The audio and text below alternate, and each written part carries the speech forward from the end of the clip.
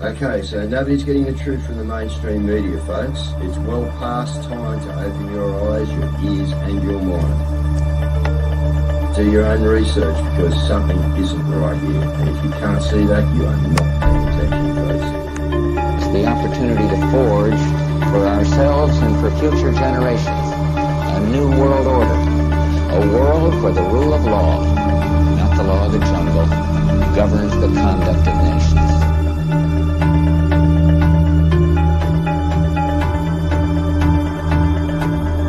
So let's look at each one of these and see how we can get this down to zero. Probably one of these numbers is going to have to get pretty near to zero. Now that's back from high school algebra, but let's take a look. First, we've got population. The world today has 6.8 billion people. That's headed up to about 9 billion. Now, if we do a really great job on new vaccines, healthcare, reproductive health services, we could lower that by perhaps 10 or 15%. The important message that we need Australians to get vaccinated as quickly as possible. In line with that, I do encourage all Australians to please go and book your vaccinations as soon as you can if you haven't already done so.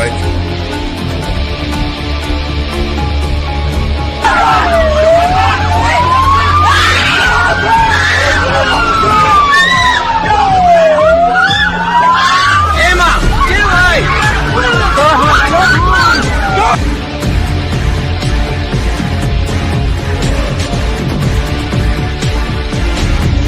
When we are successful, and we will be, we have a real chance at this new world order, an order in which a credible United Nations can use its peacekeeping role to fulfill the promise and vision of the UN's founders.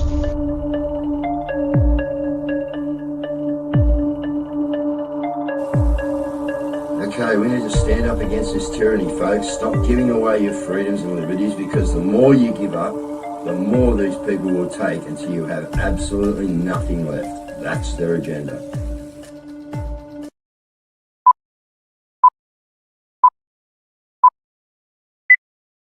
All right, good evening once again, Patriots. How yous all going out there? Getting to that time, guys. A lot of confusion out there in the parties and what's going on and who's who in the zoo. And as we know on this channel, a lot of us probably think that, this is a bit, this government's, treasonous, shouldn't be voting for it. Others are thinking they want to vote. They don't know who to vote for. We got people calling for barbecues. We got people, the tools are out big, canvassing. So we got a lot of stuff going on, guys. So, yeah. Where do we go and what do we do? Well, we thought if we could get some politicians on here and talk to them, that would be a great way to go. I asked you guys and you said yes. Now, as I say, guys, we don't like politicians on here. But one thing I've got to give this bloke is he was the only one up at Sydney when the old Cossack sold me out for $100,000 at stage time that actually told me to get up on stage and, nearly got me arrested. But anyway, we can talk about that. But, yeah. Told me to get up there and have me say. He was the only bloke at that particular rally that was come out into the crowd, took the heat off my missus and Beck and a few other people. And I mean, took a bit of heat, you know what I mean? Gave his phone number out in public and said, ring me and talk to me. So, guys, I want to get Craig on. So we're going to have Craig. Craig can come in right now if he likes, if someone wants to flick him into the studio. And, yeah, a good Aussie bloke. And look, we got parties left, right, and centre. We got Clive coming in. So our people out there, as you would know, my audience, Craig, is where, our main focus is the kids, the abortion, the harvest organing, the satanic, that sort of stuff. That's what we're hot on. If we can clean that up, we can, get somewhere with society. But you're the libertarian, but you've joined in with Rennick and Michael O'Neill.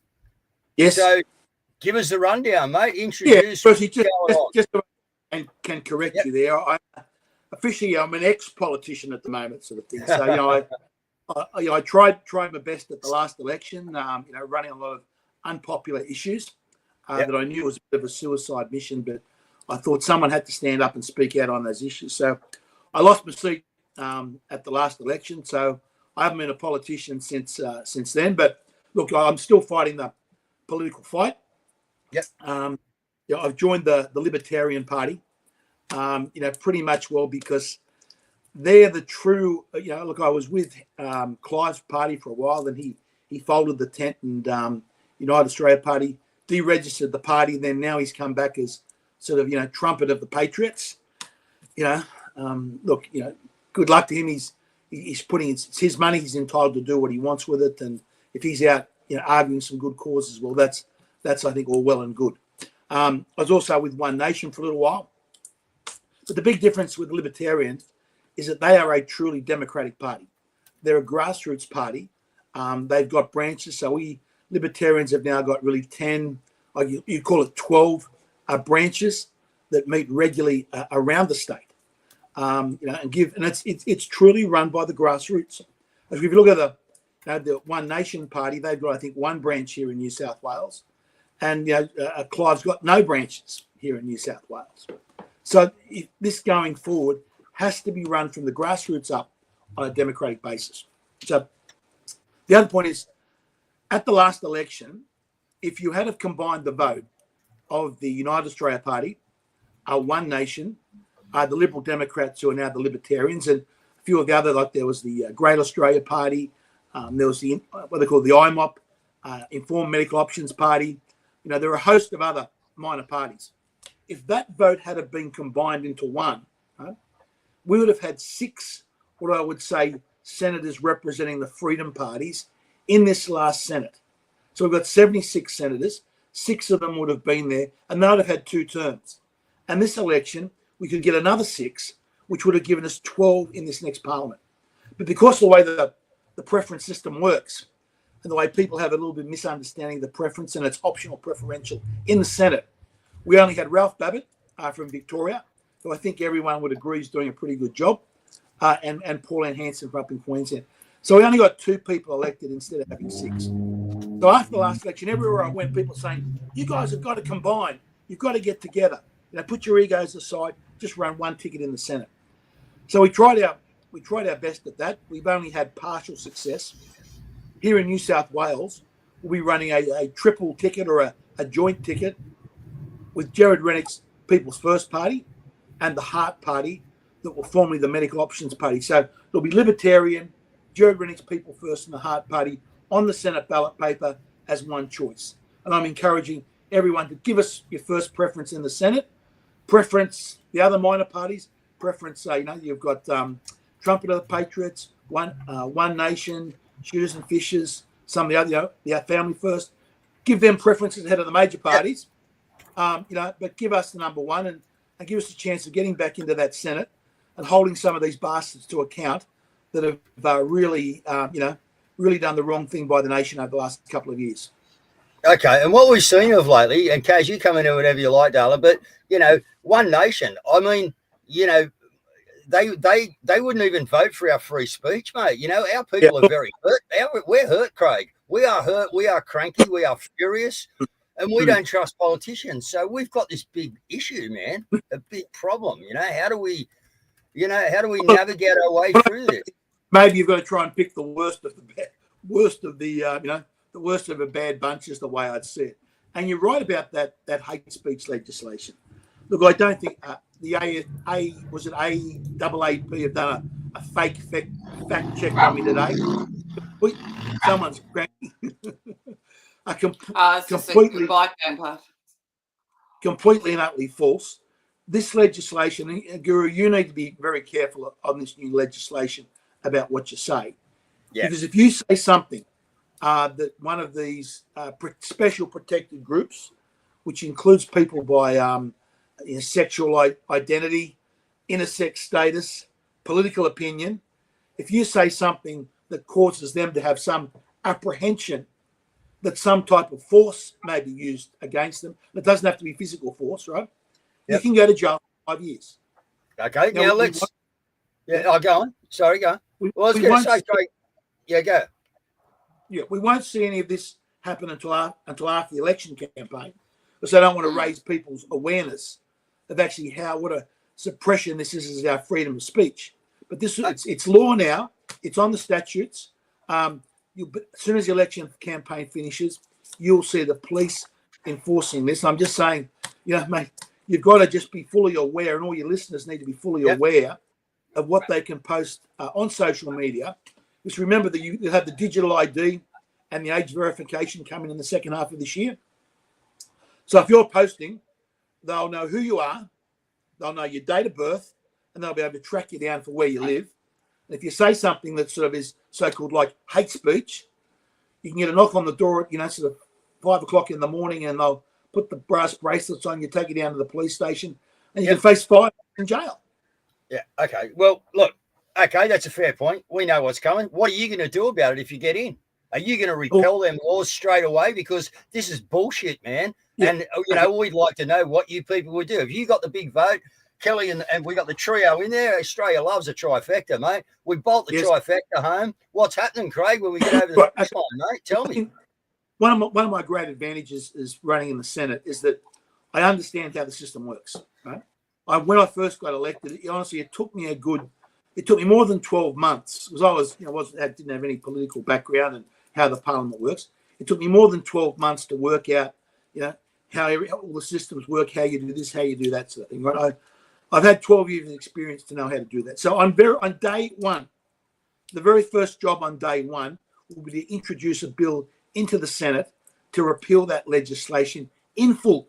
Because remember, the entire legislation, it was based on a false flag.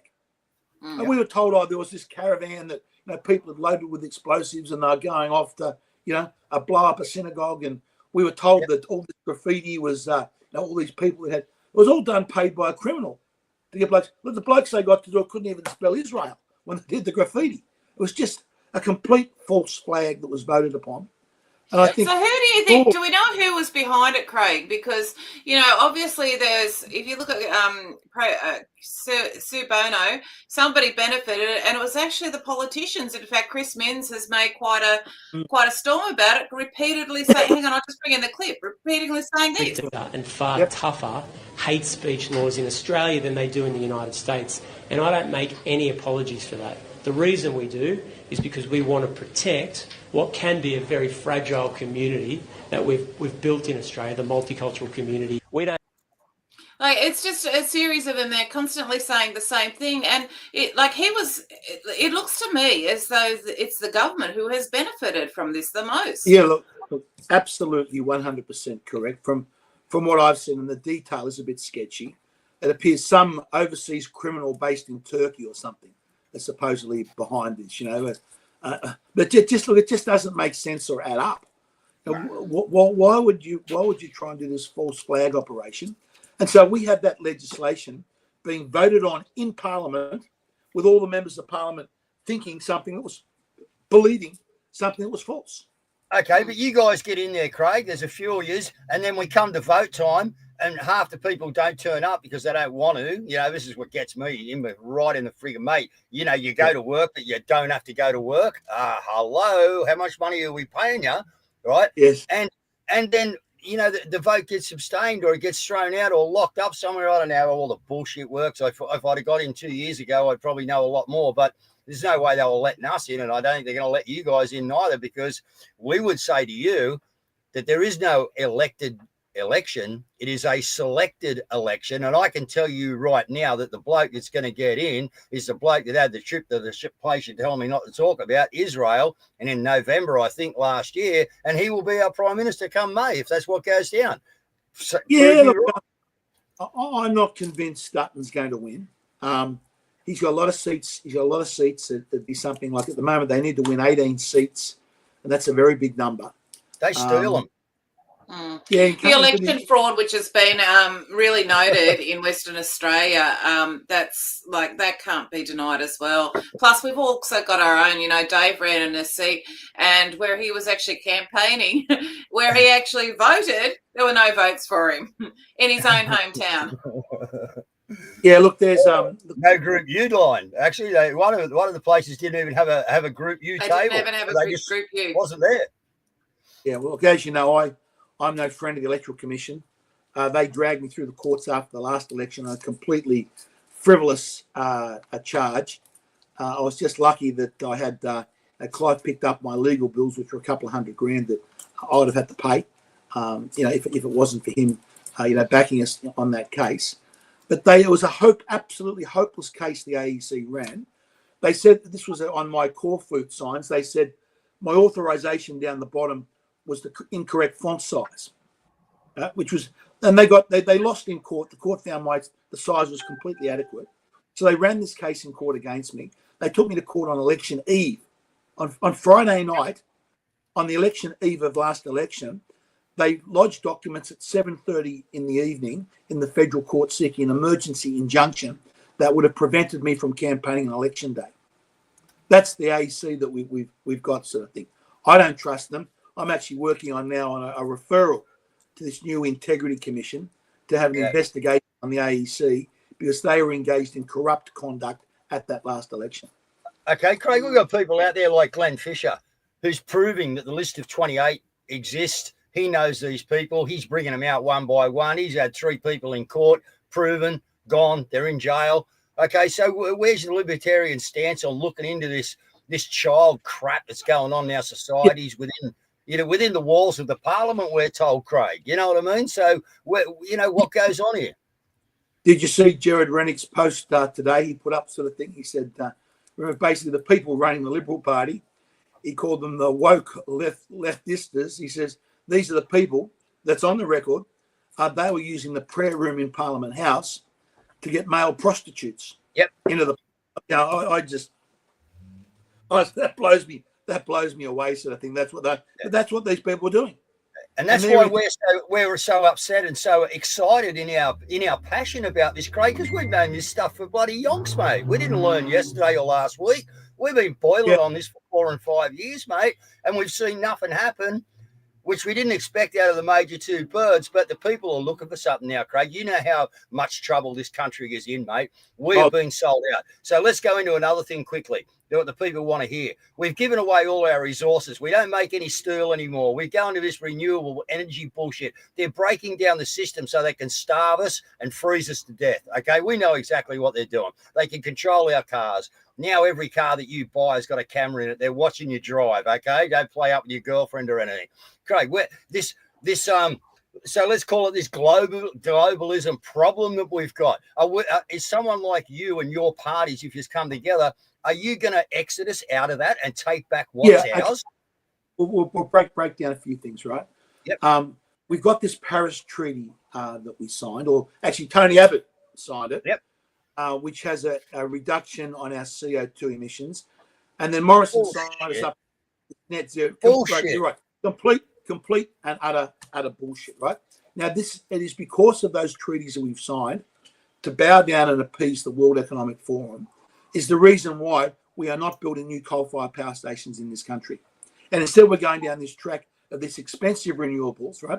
And remember, it's not just the cost of the solar panels and the wind turbines. It's the cost of backing them up, because you've got to back up their electricity.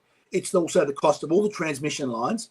And it's the cost that it puts on the baseload generator. I just butt in, Craig, and just tell you that it's a complete money laundering system. We know. We research this shit, man. We know what they're doing. They're stealing our money, revolving it back into what we would call a deep state cabal, the oligarchs, giving us a shit product, strangling us around the friggin' throat.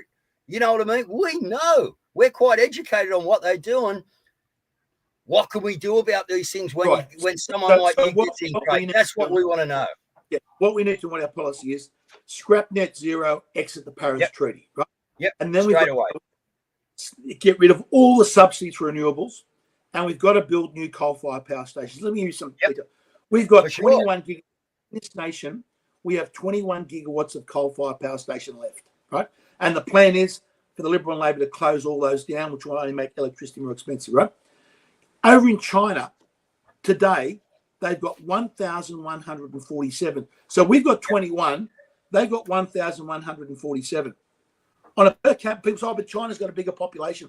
On a per capita basis, China have actually got a bigger fleet than coal-fired power stations than we have, right?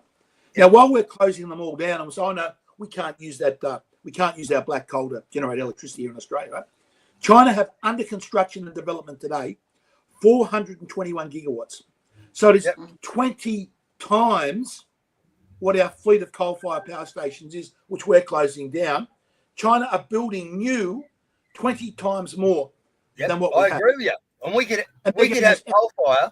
We could have coal fire to see us through on where we are and hold the grid up, right? We've already proved that. The grid used to hold itself up, right? So what about things like free energy, Craig? Now I can tell you, we're not going to go into this conversation, but quickly I'll explain to you. They are creating a synthetic ether out there. So we have free energy out of the ether. I can prove that to you. Prove it to you with magnets and stuff. Okay? Yet what they are doing out there is they are creating a synthetic ether with their 5G network. That's why it's all going to be so closed up together. This is why everything's got to be so close, Craig, because they're taking away, they're hiding and removing what we've actually got. So what's the libertarians or your personal view on actually a free energy campaign if you got in? Because we don't need to pay for energy. God gave us everything we needed. The energy is in the ether. Well, we've still got the cost of the transmission lines, which remember is more than the generation cost, and then you've got the transmission line cost. Okay, so if you got free energy, Craig, you don't need that stuff, mate. They used to do this, right, in the past. We won't go into it, but we don't need the transmission lines. Would only be there while we're using the coal-fired power plants to get us through to a free energy zone. So it's probably a bit too much of a complicated. Yeah, look, well, I tell you what I'd like, right? We've got to build new coal-fired power stations because the ones that we've got are aging and wearing out. We need to get more coal-fired power stations into the grid, right? Second, in the long term, we've got to repeal the ban we have on nuclear power, right? Now, I would not do what the Liberals are doing and build nuclear power stations today, because by doing that, we are getting yesterday's technology, right? And that's not going to give us any competitive advantage as a nation, right? We've got the world's most uranium.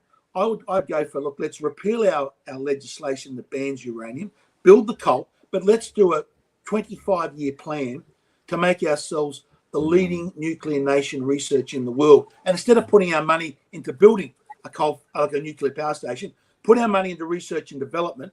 So in 25 years' time, we want the next generation, the best generation, that'll come from Australian innovation and technology, and we can lead the world in that field. And we used to lead the world, Craig. We used to lead the world in every aspect of medical research, everything in the world, mate. We led the world in. We were brilliant. They gave it all away. Okay, let's go to Pine Gap. Let's go to the Chinese harbours up in the top of Darwin. Sorry if I'm taking over here, Caz, but I've got questions that I want to get into, Craig. I've got a couple of questions I'd like to ask too in a minute. Okay. Yeah, go. So, Pine Gap and Darwin Harbour under lease to the Chinese. What would you do about these things? And obviously the American CIA, Mossad, everybody else using Pine Gap as part of the Five Eyes program. So comments there, sir.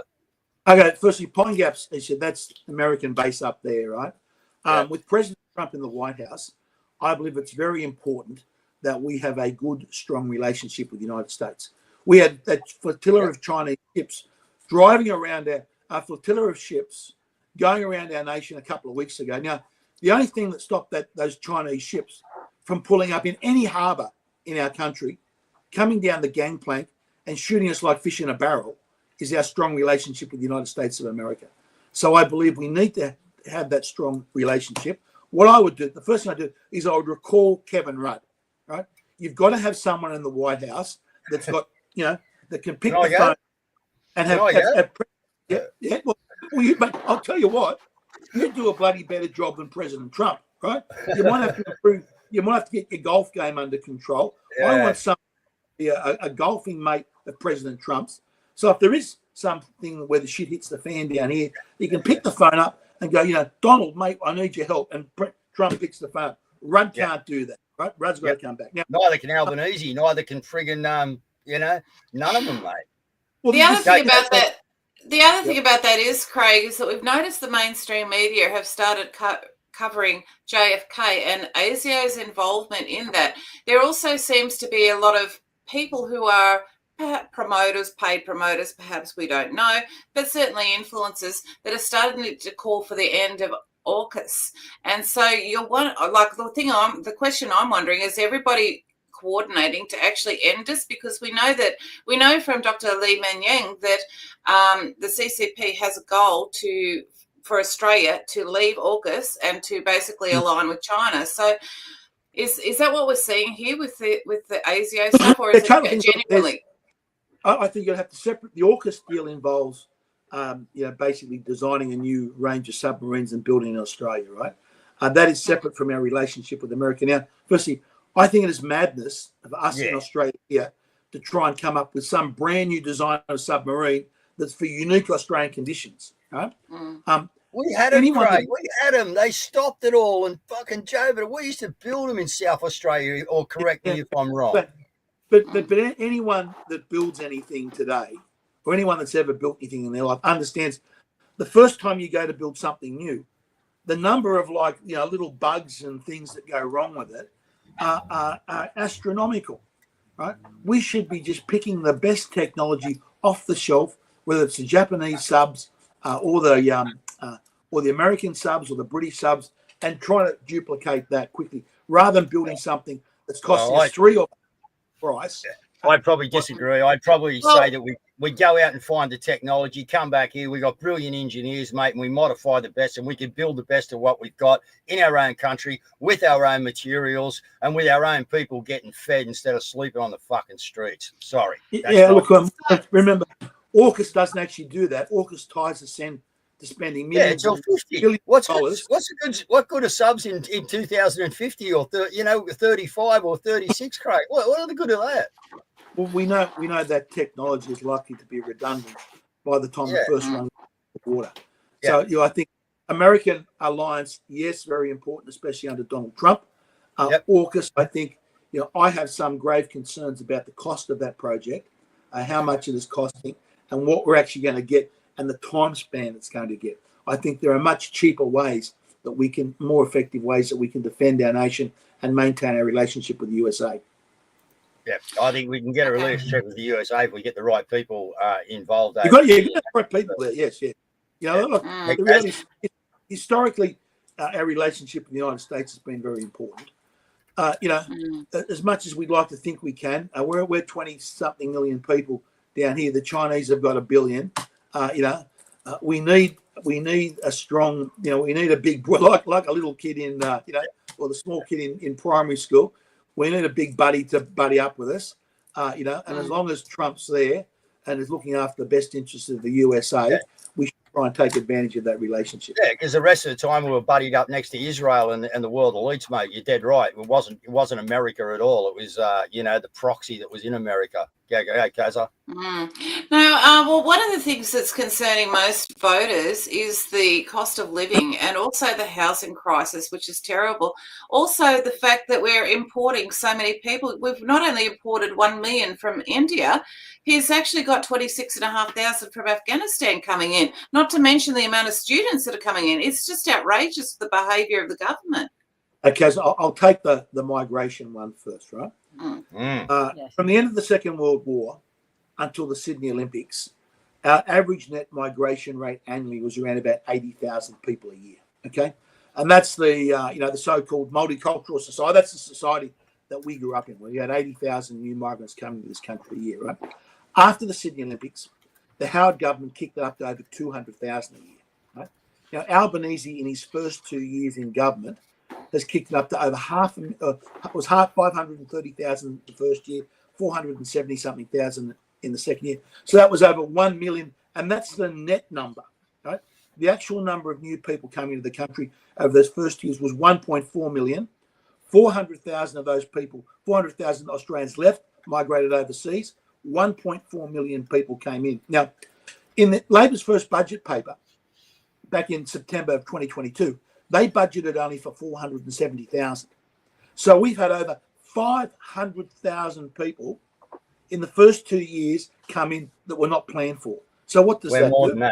More than that. We can prove to you it's more than that. But anyway. And that's the first 2 years. And then we haven't got the numbers. That only takes us up to the end of June last year. We don't know the numbers for the second half of last year or the first couple of months this year, right? But we know with the student numbers we saw, they're going to look just as high. So we know it's going to be 2 million people plus over Albanese's first 3 years, right? Now, the problem is we don't have the housing, we don't have the infrastructure. So what happens when you bring simple rules of supply and demand? You bring all these people in without the infrastructure, rents go up through the roof. So everyone renting a property has had their renting go up 40 or 50% because of this failed migration policy. Right? Everyone that's looking for young kids out there looking to buy a house are having to go hundreds of thousands of dollars deeper into debt, or they're knocked out of the market altogether to try and get when it comes to looking for a house. So this migration rate is having absolutely detrimental consequences on our economy. We need at least a 5-year pause on the rate of net migration into this country until our infrastructure can catch up. Okay, well, something else that's having a really bad effect on us, Craig, is the chemtrails and the fire ant bullshit that they got going on. Now, we know who these people are. We know it's chemtrans that are transporting the chemicals to them. We know who all the culprits are. What can you do about it when you get in? Why are you going to allow them to kill us from the skies? Sorry about the hard. You know, I'm going to ask them, Craig. We want to know. Look, on that, right, I must admit, I've been looking for some data or some detail, some hard evidence to go one way or the other on. I haven't seen it. I'd like to see a full Senate inquiry on it. Right? Hang on, just stop right there for 2 seconds. Sorry, not being ignorant. You can continue on. No, hey, people, get me the info. All right, we know. We've already done it, okay? So get onto the chemtrails, because if Craig gets in, he's just saying here he'd like the data and everything. Let's give him the data. Get it over to me or Cazza, and let's go from there. Sorry, Craig. There's states in the United States that have moved to make it illegal for chemtrails to happen, or what they call geoengineering, or we call chemtrails. So they have got enough information to actually legislate against it.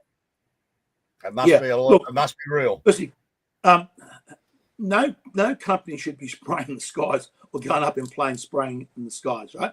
If they're doing that at the moment, we should be able to catch them, stop them, and there should be legislation to prevent that, right? We also, I think, need to have a look at, there's also the contrails that are coming out of aeroplanes that everyone sees all the time. What are they doing? There's a lot more, I think, that ever before. Everyone's noticed them. What effect do they have? Are they having any effect on the weather, the climate? I think they're all legitimate questions that the Australian public needs some answers to. And we need to have these hearings in public where we can get whichever bureaucrats are in charge and we can get the right people asking them the questions. So all this detail cannot be hidden. So at least people can know one way or the other what is actually happening in this country. You going, Craig, Caz? one of the things that we found though is that when we do have a public hearing, these bureaucrats just sit there, smirk and laugh and go, "Oh, I'll take it on notice. I'll just, like." So how do we actually hold them accountable? And apart from that, our judiciary system, Craig, is rigged, mate, and we can't get any rulings for us. You know what I mean? It all goes against us. Okay, just firstly, what you're talking about there, Caz, that's what's called the Senate estimates process that you often see, where these bureaucrats say, "We'll take it on notice." Now, the problem that we've got at the moment with those Senate estimates, the party that controls the Senate, which at the moment is the Labor and the Greens, get to control how they run. So where you'll see someone like Jared Rennick get in there and ask questions, right? He's only given like 5 minutes to ask questions. And he's often there by himself, right? This is why you need a good team. If you've got a team of senators, if we could get freedom candidates up in all 6 states, you'd have 6 people like Jared Rennick in there, firstly asking the questions. So Jared does his 5 minutes, and then you've got someone else to follow up immediately. Because what happens? These bureaucrats are very good at snowing the answers, right, and slipping off the hook and letting their 5 minutes that Jared gets to ask them questions expire. So you need multiple senators in there to hammer them on the hard questions. Also, if you don't have one of the major parties having the balance of power in the Senate, the minor parties can control these committees and control these inquiries. And they can say, okay, forget, Jared, you don't have 5 minutes worth of questions. Your time is unlimited. And this inquiry is going to go all day. And you, my friend, Mr. Bureaucrat, are being paid $500,000 to $1 million from the taxpayer that is actually working for the taxpayer, will sit there all day until you answer these questions. Well, I'll take that seat in the chair and I'll get that going, Craig. If you guys can get in, you slip me in, mate. I'm telling you, I'll get the job done for you. I'm telling you. Well, that's also too, if you do have those things and you've got the time and you've got a lot of people lined up, right? The way they can work is that I could be sitting there on my computer, right? And I'm, say, the 6th questioner of the Freedom Group. I can be sitting there on my computer and you can be text messaging and you can be emailing me stuff. and saying, Craig, what that bureaucrat said was just bullshit.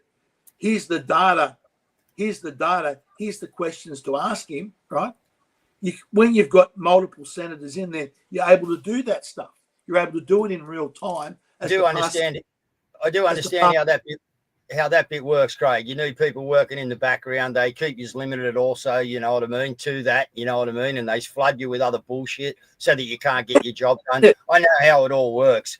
Are the libertarians going to change the way that we know it all works right now and give us something that we, the people, can actually freaking work with? Because that's what we want. And if you say yes, that's cool. But remember, we will hold your feet to the fire. Right? No, nothing personal, Craig. We've had enough. That's what you want. That's exactly what you want. And that's why at the last election campaign, I was at the UAP, the policy I said was put your sitting member last. They've all failed you. Put the bastards last. It didn't matter what party they came from. Vote the bastards out and give someone else a go. And then if they're no good at the next election, hold their feet to the fire and vote them out as well. And keep voting the bastards out. Yeah, but we got no time, Craig. We're owned by communism. We're owned by Israel. You know, we're owned by other entities that should not be owning this country. We have no time to go from election to election and skip and Yahoo in between and try and work out the next gig, mate. We're in trouble, bro. And I think you know it. Look, we certainly are in trouble. If you look at the economic data, how we're falling backwards in the world, we've got some of the worst, I think, when it comes to, real wages and real family incomes. We're going backwards. The worst performing nations in the world over the last decade. We're the bottom, mate. We put on the show last night. We're the lowest in the world, mate. And this should be at a time when we should be the richest, most prosperous country in the world. If you look at our terms of trade, the things that we actually export out of this country, they're all at record high prices. So we should have record income coming into this country. But instead, we should. We should. Worst performing nations in the world. And at the same time, we're running up all this debt, record amount of debt, right, which has got to be paid off in the future, which means we have lower standard of living. Like, as I said, we at the moment should be enjoying the greatest prosperity in our nation's history. And I think it's the exact opposite. I think most families out there working today have never been doing it tougher. Well, we experienced the working poor just after COVID, new class of people in Australia, and now we have so many homeless. Like, I am actually wondering if our homeless is, the last numbers I saw, it was 260, and that was 2022, and we know the last 3 years have been absolutely terrible, devastating for families. And so I'm wondering if our homelessness is actually around 1 million. Look, it's hard to know what the exact number is, but we know for one thing for sure it's increasing. We know people are terrified. Unluckily, that I force myself to watch it sometimes.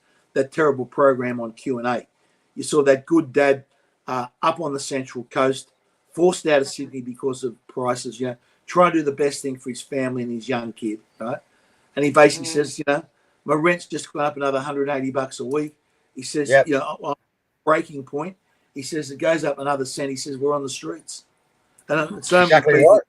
But the thing is, Craig, I think it's so much worse than what we even think, because the immigrants. Now, I've actually interviewed a girl that lives across the road from a house that she said was $700 a week. The people were immigrants. She told me that they were being paid for by an NGO. I think she said it was Smith Family or maybe Red Cross. Less than 100 metres away is a family, an Australian family, living in a tent on public land. But they're getting interest-free payments. They're also getting rent to buy. Now, my question is, are our tax dollars going to the NGOs who are paying their rent for them, and then they have the opportunity to buy? Because and how are they so racist, the banks, or so discriminatory? How's it not against the discrimination policies that they get rent to buy, we don't? Not only that, they get 0% interest rates. Yeah, well, the rent to buy thing is done through the governments rather than That's bullshit. That's bullshit. We can't get that. But you're right. There seems to be great discrimination and a selective process that's not transparent. What is on about how that's done, right? But look, if we had just an effective rate of migration, right? And we had the government out of these things, you wouldn't need these rent to buy programs. If you get rid of net zero, like, we should have jobs coming out of our ears for people. because we get electricity prices down, right? If we Oh, open up okay. and we get rid of all this tape and things, we should be able to get many more houses built, right? So the best thing to do is to get government out of the way and just let people get on with their lives. Let builders get on with building things as quickly as they can, right? Keep the migration rate at a, you know, it's got to be basically cut to zero for a number of years. But in the long term, keep it at some type like of sustainable level that we can, the infrastructure has not been stressed like. We all believe, well, most of the people I think that I talk for, and Craig, would say that stop immigration altogether until we get this country under control, mate. Now, let's just carry on, right? We've covered a lot of points here, and this is great, all right? I want to cover a couple more. We have a thing out there called the mission statement, okay? Witness statement. It's a documentary, 2.5 hours. We've given it to all the police stations, to all the judiciary, everyone. We now have 2 event numbers, one in New South Wales, one in South Australia, okay, where the police need to investigate the crime of COVID. And we've given them all the information. Now, we have people standing at the governors. Now, we know, Craig, that the governors are the people, and the Governor General are the people who make the decisions. They get the phone calls, all right, and they say, yes, sir, no, sir, 2 bags full, sir, right? These people are treasonous in our eyes. Now, if the libertarians get in, what can you do about us people who want to stand in front of the governors? We want thousands of people there. Will you help us do that? Will we be able to stand up to these people and change what's going on in this country? Because that's what needs to happen straight away, Craig. Okay. On the COVID issue, what we need is proper investigations with Royal Commission powers that can subpoena documents, can subpoena witnesses, get these people into the witness stand. We've done it. We can give it to them. Get them to be cross-examined under oath, right? And then have the power to make criminal recommendations after that, right?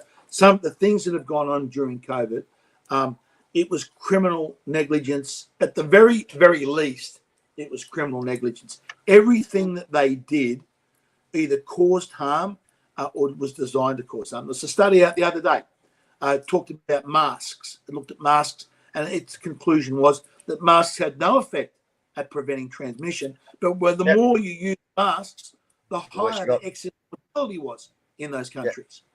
And look, that was all done. And we had people like Brad Hazard in here legislating against masks. I know, I got a fine, had to go to court for not wearing a mask outside in a public area beside a river as I was filming a commercial. Like, so many people were, it was just an absolute absurd. The idea that you can still force someone to undergo a medical intervention, we've got to nip that in the bud. That should be in black. That's what we want to hear. That should be black, white in our constitution, right? We have to do it by a referendum to get the constitution. There's other things to be done in the constitution, but no Australian should be forced to have to undergo a medical intervention, let alone an experimental medical intervention to keep their job. And that is what happened. Yeah, we know what happened back then. Let's take it a step further. They're killing our kids, Craig. They're killing our kids. So the moment they come out of the womb, what are you going to do about this vaccination bullshit that maybe I think you might know a fair bit about with children, Craig, okay? So, and God bless you, mate. But, what are we doing? Injecting this poison that shouldn't go fucking anywhere, but we're putting it into our kids' veins the moment they're out the womb. It's got to stop. Couple of things. Firstly, there was a legislation passed in Iowa over the last couple of days that basically said you cannot force anyone to undergo, including kids, to undergo compulsory medical interventions to go to school. And that's what we've got in this country at the moment. We've got kids being forced to be injected. Secondly, we need much greater transparency on these things. Thank goodness we've got JFK Jr. over there in the, Robert Kennedy Jr. Over there in the US, right? Looking into these things. So we've got to have the transparency. But he's not on our mainstream. He's not on our mainstream fighting for his kids. At the moment, he's in America on their mainstream fighting for their kids. Are you as libertarians going to get on and fight for our kids and piss off this immunisation bullshit? Absolutely. For one of the policies that we have, and that's also why one of our other sort of coalition partners is the Informed Medical Options Party, right? Now they're the Heart Party. So they've been very, very strong. That's the strength of that party, saying you cannot force these kids to undergo these injections. That's what they've been very strong about. Their party's full of doctors and medical experts. They're on board with us. and we fully endorse, and we are rolling those policies in with our party as well. We don't want to see kids to be forced. It's got to be parental choice, and it's got to be informed choice. This is why I mentioned Kennedy, because he's going to put a lot more information into the public domain about the efficacy, what the side events were, whether they're good or bad, right? Put all that information in the public domain and let the parents make their own decision. Right, without all right, Caz. Without sorry, threats Craig. right? Remember, we've actually signed, and I'm not a great one for international treaties and bits and pieces, but the International Declaration of Human Rights is a pretty important document. Yep. Next question was around that, Craig. So let me give it to you, mate. You're going to get us straight out of the WHO, the WEF, the Paris Climate Accord, all the bullshit, mate. The Lima Agreement. What's going to happen? Can we have a party burning these fucking things or what? Excuse my French. With great pleasure. Okay. Don't you remember? I remember watching President Trump when he was watching. Remember when he was signing all those executive orders, right? That came across like the World Health Organization, and the guy goes, Mr. President, this is the document to Exodus for the World Health Organization. He goes, oh, that's a good one, and he signs it. But I must admit, I almost felt emotional when I saw that, because I've been arguing for a long time we've got to get out of these bodies, right? And I've been lampooned and bashed in the media and called a cooker and a tin fat oil wearer and an anti-vaxxer. To see the president of the USA sign those executive orders for the things that I've been arguing for was fantastic. And that's something we will do. We've got to get out. That is vindication. Yeah, that is vindication. So what we'd say, not only do we get out of these things, but not 1 cent of taxpayers' money goes to sending Australians to any of these international conferences. So we've got this, this climate conference over in Brazil coming up. Shouldn't be going. Shouldn't be going. Okay, right. No one goes, right? So I'd say not 1 cent a taxpayer goes. And I'd also go further. I would say if you're in the private sector and you want to go to this, you don't get a tax deduction for your travel or your accommodation. Pay it out of your own pocket, right? Not 1 cent of taxpayers' money will go towards these conferences. So that's the World Economic Forum, the World Health Organization, what's on these climate conferences. We get out of the entire lot. Okay. Yep. All right.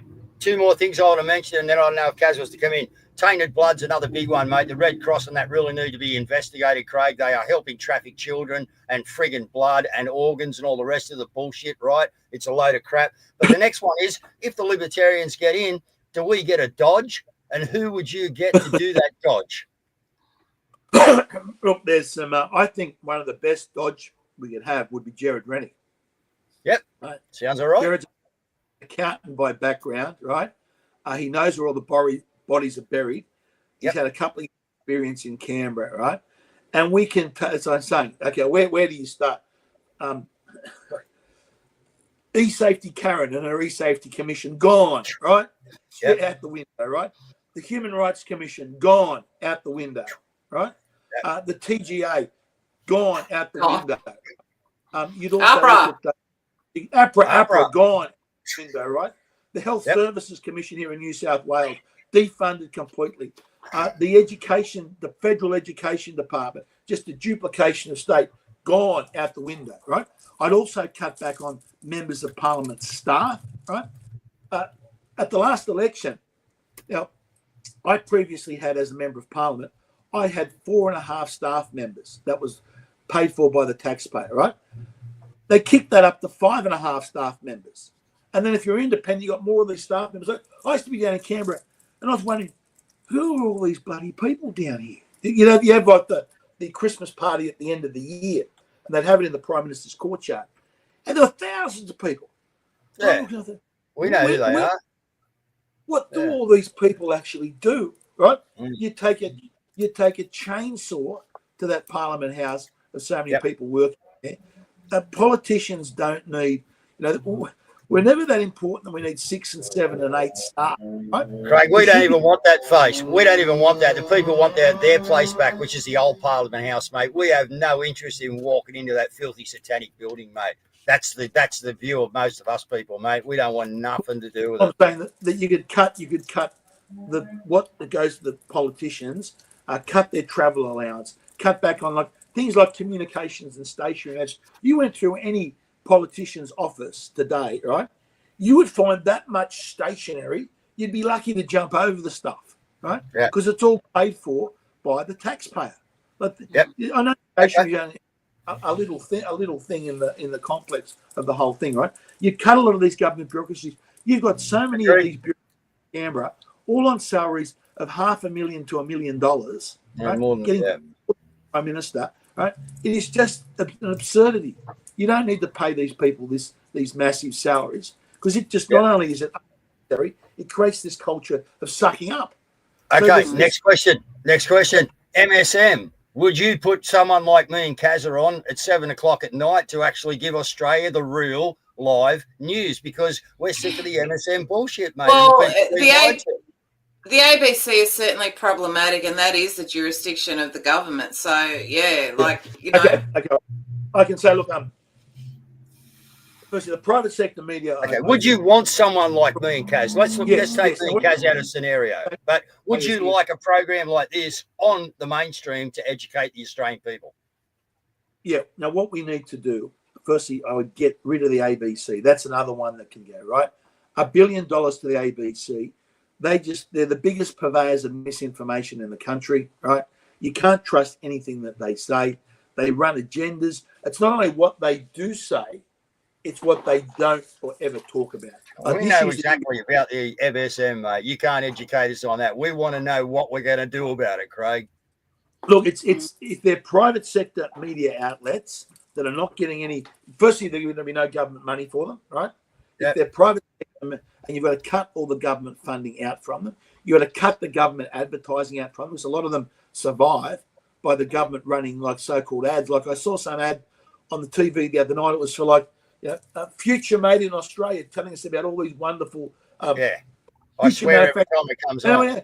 In the real world, we've got all these businesses. Our plastic manufacturers, our window manufacturers are all closing down. They've shut them all down. But this is all by design, Craig. How are we going to take this island of ours, which is totally self-sufficient, and put a friggin' a border around it, man, and say we've had enough. We're not competing anymore. All right, we are going to look after ourselves. We can do that. This country can run itself, mate. We can get things back. What we need is people. We're running at the moment in a pyramid scheme, and these suckers out the top here are just doing whatever they want, taking everything they want, laundering our money, being part of the friggin', the oligarchy system around the world. Why can't, we're looking for someone who's going to say, yes, we'll take you out of that system, mate. And we will, and start and play the hardball. And I'm sure if you rang Trump or got onto Trump, if you guys got in and said, this is how I want to play it, man, I want to play some hardball, let's throw a few curvies, Trump, I reckon you get all the help in the world you need. So again, we want action, man, because we're in trouble. We are just about gone, this country. You know it, Craig. You've got to take to the place with the chainsaw the government expenses, all these government boards and wasting money head over fist, completely unnecessary, continually going, cut them off with a chainsaw, right? That enables you to lower taxes and return money to the public, right? That puts more money in people's pockets because they're paying lower taxes. Secondly, you've got to get rid of this net zero nonsense, because that is what is up the cost of electricity bills. It is what is making it harder for Australian industry to compete. It's pushing up the cost of groceries, right? How do you reckon every time the price of electricity goes up, all these supermarkets have got all their refrigeration, the big bills, they go up straight onto the consumer. So you've got to you've got to get your energy under control, right? You've got to fix up, you've got to repair your freedom of speech issues. You've got to have in the Constitution, we should have exactly the same provision that the US Constitution has to protect freedom of speech. We are not second-class citizens. If you're having a debate, and you talk to your American mates regularly, right? You're going to be in a situation, Guru, basically after this election campaign, where if you say something during those debates, you could go to jail, but your American colleagues are free to say it, right? You deserve exactly the same freedom of speech as America does. I agree. We've got to fix that, right? Start doing those things. You'll see jobs and industry come back to this country. You'll see wealth again start to flow. you'll see people being proud of their nation through free speech. We want to cut back migration. You've got to make sure that young Australians can afford to buy a part of this country. I think you've got to open up our regional areas to give people the opportunity, to work and to buy a piece of land in there. There's no reason. Like in Sydney, you can't buy a dog box for $1 million, right? We've got to get rid of that. So there's so many things that need to be done. They can be done quickly. It was a total Mossad CIA operation. We've got all the proof on that. So that's another one. We like our guns back too. Until we get this place sorted. On the international issues, the libertarian policy is basically to try and stay out of these foreign wars. They're often an open to Australia. The money that we've wasted in the Ukraine, when we should have been pressing for, from day one, there should have been pressing for some type of peace treaty, some type of negotiated settlement. We haven't done that. We've thrown money into the fire over there. And what have we got? Something like 1 million dead young Ukrainian kids, completely just sent to the slaughterhouse. And the end result is going to be probably, by the time Trump settles this, what could have been settled, or the war should have never gone on. Okay, well, we've covered a lot of things. What we haven't covered is, the actual, pathetic, rate of actual Freemasons and different societies are actually in the background of the police and other places, Craig, that the things here, mate. And I thank you for that. You're okay. The people I just want to know, and you've said a few things there. Let's see what goes on as we get closer to the election. We probably like to talk again. I'm going to get other people on. You can whack me with whatever questions you want, sort of thing. We won't agree with everything, but I think probably about 90% that we're on the same page with. The one thing I'd encourage people to vote. Like every election, there's about 10% of the population that doesn't vote. There's about 5% of the population that votes informal. All that does is it doesn't help us. I'm saying the 90% of the things that we agree in, right? And I just one little tip: people sort of like, if you want to send a protest vote, right, fill your ballot paper out properly, right? But you can actually do some artwork on your ballot paper, right? As long as it doesn't overlap where you number the boxes, right? So you might, have a particular skill in drawing a particular appendage, right? You are free to draw that on the ballot paper as long as it doesn't interfere with the numbering, or it's very clear how your numbers are 1, 2, 3, 4, 5, right? Artwork on your ballot paper doesn't make it informal. So if you want to send a protest, go and vote and do some artwork on your ballot paper. All right. Craig, thank you very much for joining us, and thank you for taking the hardball questions. And next time you come back, we'll have more. Look, if politicians are not prepared to come on programs like yours and have hard questions put to them, right, they simply don't deserve to vote, right? You've got to be able to go on. You've got to be able to argue your case, with as many different people as you possibly can. If they're not prepared to do that, well, you should just put a line through them or put them last or second last on that, in your preferences. No worries. Thanks for that again, Craig. We'll talk to you soon, mate. Thanks, guys. All right, thank you, guys. We're being taken out by Jag Talks, and it's Comrade Albo. No.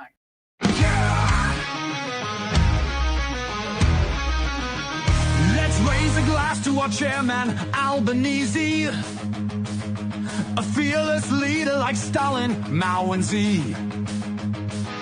His government will parent your kids for you. You want a house? Hell, they'll own part of that too. Comrade Elbow, he's red through and through. A communist Australia, his dream come true. Russia has Putin and Korea has Kim.